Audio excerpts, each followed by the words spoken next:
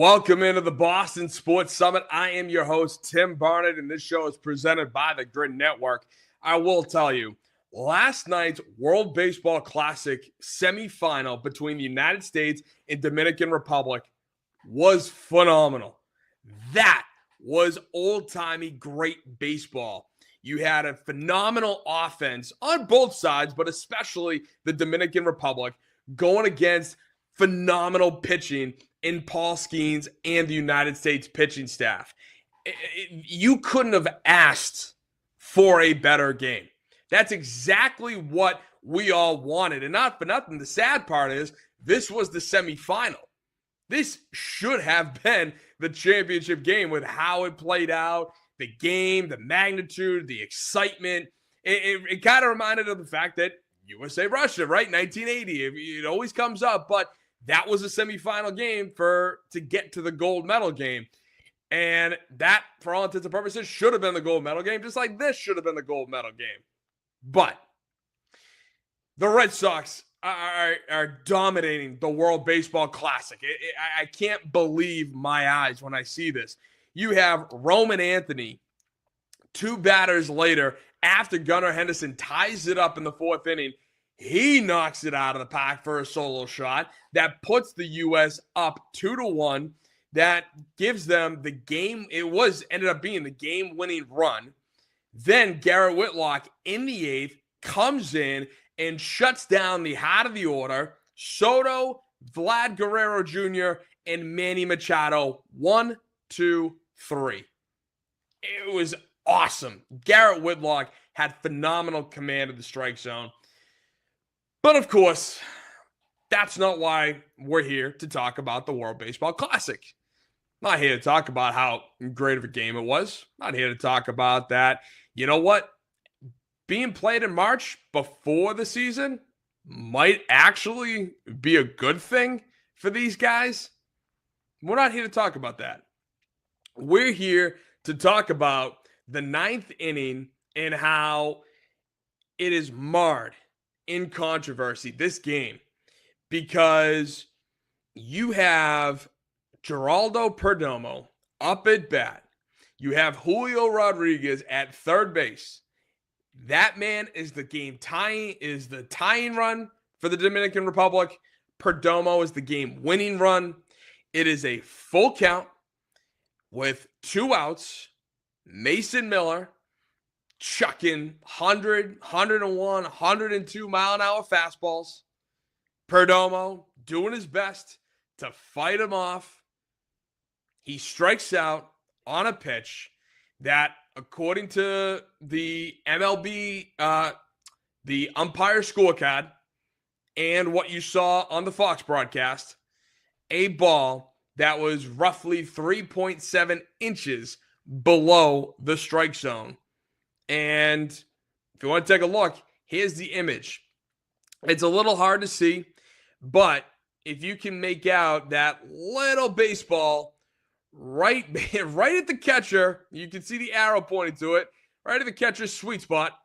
That's where the baseball started crossing home plate. So it's at the front of the plate, not the back of the plate. And that's what everybody's talking about because the umpire called that strike 3. Ball game over. USA wins. We're going on to the World Baseball Classic final again. Now, is it easier for me to talk about this game being on the winning side of that? Of course it is. Can I break this game down like an objective broadcaster? Of course I can. Why? Because that was clearly a ball. I'm not blind. I'm not stupid. That's a ball. I will agree with that. And is 3.7 inches an egregious miss? Yes. I don't see anyone else denying that. Do you? But this isn't the first time that this umpire has called a low strike zone. Balls below the strike zone, he's called multiple strikes. So when you're looking at that on both sides, you should see that, hey, this guy's calling it pretty low, so let's go up there. And if we see anything low, we're going to have to swing at that unless it goes in the dirt. That's number one. Number two is the 4 times that he's called balls below the strike zone a strike. This is one of them. The other one, you start in the bottom of the 6th inning, no outs. You have Griffin Jax versus Vlad Guerrero Jr., and it was a 1-1 count. Jax threw a pitch that missed by 0.13 inches, and it was ruled a strike. Okay, so now it's a 1-2 count. Later on, in the bottom of the 8th, my boy Garrett Whitlock is going against Juan Soto. It's a 1-2 count. No outs, no one on. And Whitlock, according to the umpire scorecard, missed by roughly 1.8 inches that the home plate umpire ruled strike 3. So Juan Soto sits down. Now you got 1 out in the bottom of the 8th inning. And then this is where I feel like no one wants to talk about this because it doesn't fit the narrative. And in the bottom of the 7th, who else but Geraldo Perdomo is up to bat, and he's got a 1-0 count, bottom of the 7th, man on second. David Bednar is pitching for the United States, and Bednar gets a strike called on a pitch that missed by 0.32 inches below the strike zone. So Perdomo is aware that the umpire is calling balls below the strike zone strikes. Like, that's something that you need to start to pay attention to. And so he did. He did pay attention to the pitch below the strike zone. Why? Because it went from being a 1-1 count to a 2-2 count, and Perdomo hits a ball right into the left center field gap that he gets a single out of. Now, of course, Wells, the catcher for the Dominican Republic, is on second base. He's a big boy, not fast, and they stop him at third base. So now you got runners at the corners with, with 1 out. And the interesting thing is that pitch Perdomo swung at and hit, it was kind of low. How low, you might be asking? About 3 to 5 inches below the strike zone.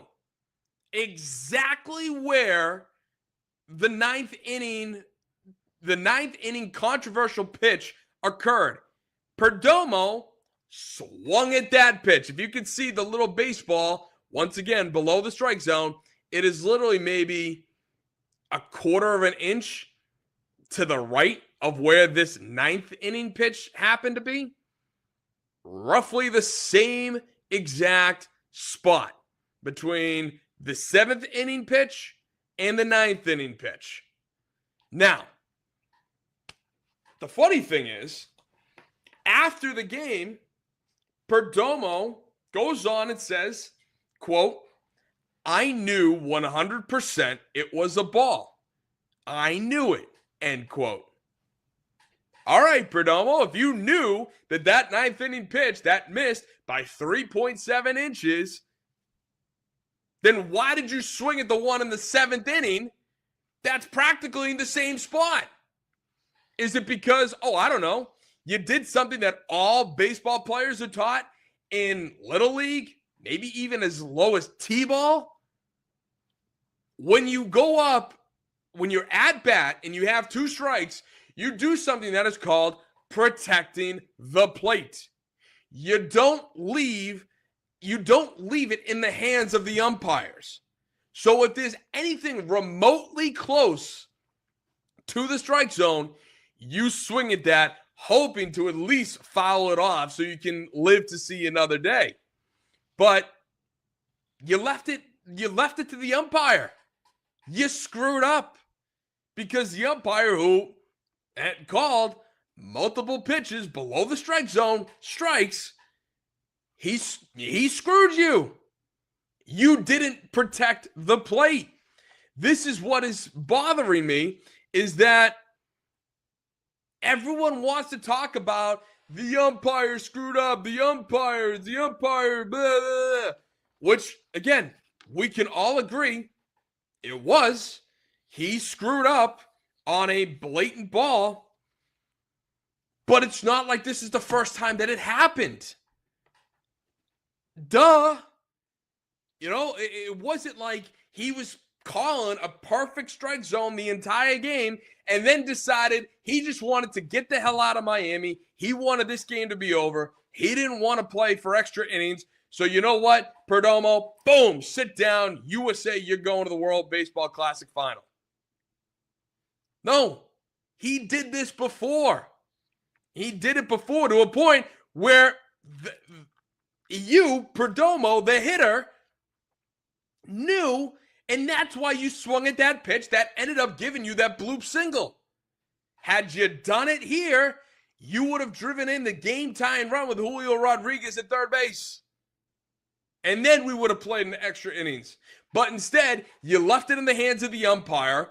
And as we all know, umpires don't call the games perfectly. They don't. And you know me, I am not one to defend umpires at all. If anything, jail the refs, jail the umps. You know, I've come on here a couple weeks ago and talked about how the home plate umpire is arguably the most arrogant official in all of sports. And then I watched the Celtics basketball game against the Spurs and them kicking Jaylen Brown out.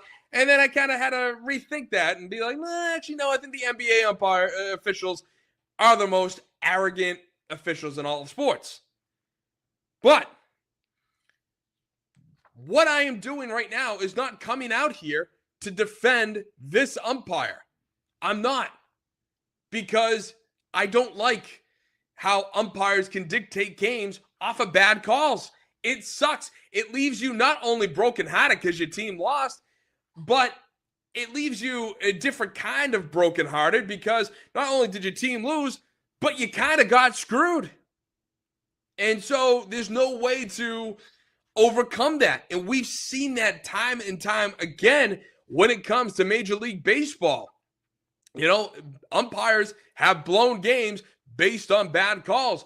Go back to 1991 as an example. Braves, Twins.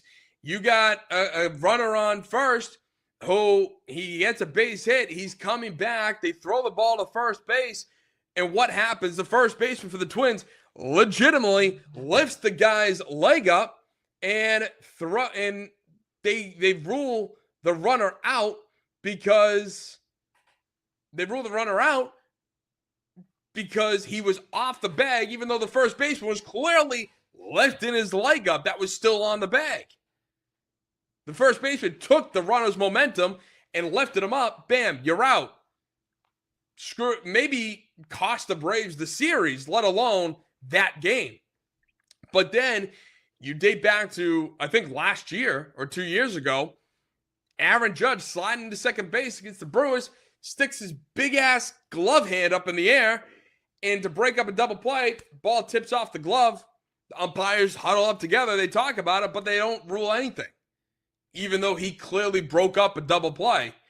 And then the most infamous one of them all, I think, which we all remember, and what I still consider the only 28-out perfect game in MLB history, where Armando Galarraga had a perfect game going into the bottom of the ninth, 2 outs, and Jim Joyce ruled the runner safe at first on a ball hit to the first baseman. Galarraga runs over, covers the bag, catches the ball. His foot is already on the bag well before the runner, but Jim Joyce still ruled him safe. And Jim Joyce to his credit, immediately after the game, went out, made a statement, and apologized profusely because he knew he screwed up. Which I can say not many refs at all will apologize for a call. You might have the NBA, the Major League Baseball, the league itself ruling that, hey, you know what, the umpire screwed up here, the referee screwed up there. We're sorry, there's nothing we can do, but at least you get the understanding that, yeah, we know they screwed up. No, Jim Joyce went out and publicly apologized and was practically in tears because he realized he blew history.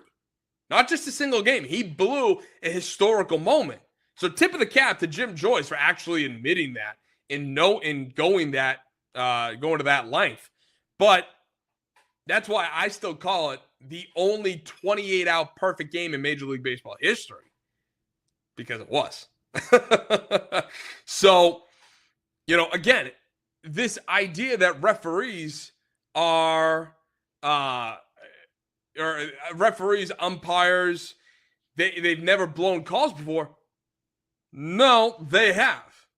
It's been well documented even before the days of social media.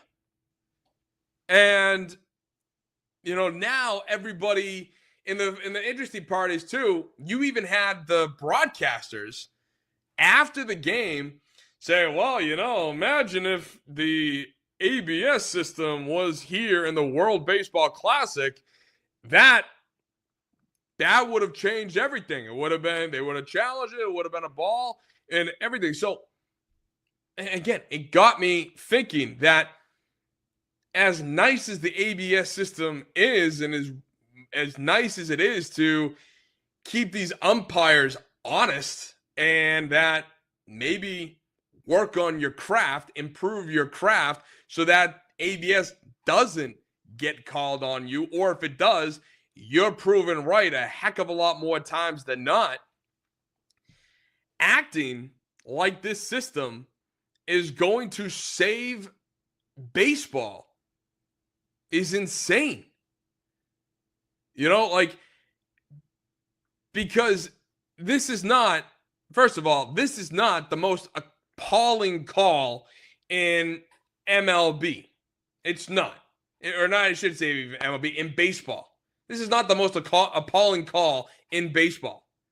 It's happened plenty of times beforehand. We've seen appalling calls. This is definitely one, but it's not the most egregious. Okay?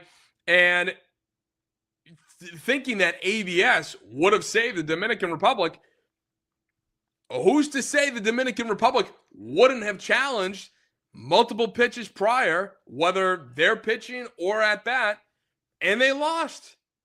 Who's to say that the DR wouldn't have had their challenge?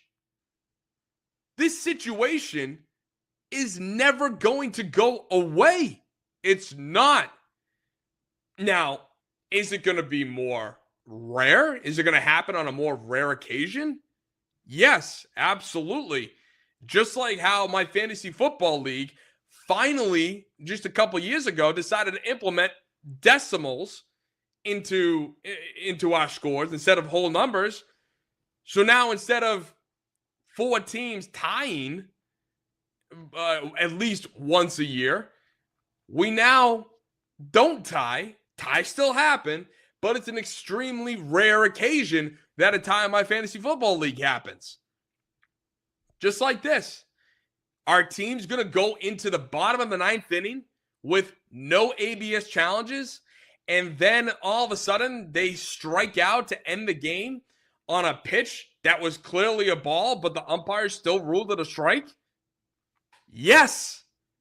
Is it going to happen as often? No. But because it's the World Baseball Classic, because it's the United States versus the Dominican Republic, because it meant so much to both sides, I think a little bit more to the DR than to us, but you had a runner on third. It was a full count. It was a 1-run game. It was right there for the making. And yet, He didn't swing the bat. Perdomo didn't swing the bat. He left it to the hands of the umpire, and the umpire went against what Perdomo ultimately knew. And to sit there and then talk about how ABS is here to save the game and here to save us from all these bad calls. Well, again, as I said, what if the DI had challenged and lost? What if they didn't have their challenge going into this at bat? Because if they didn't have that challenge, now what are we saying?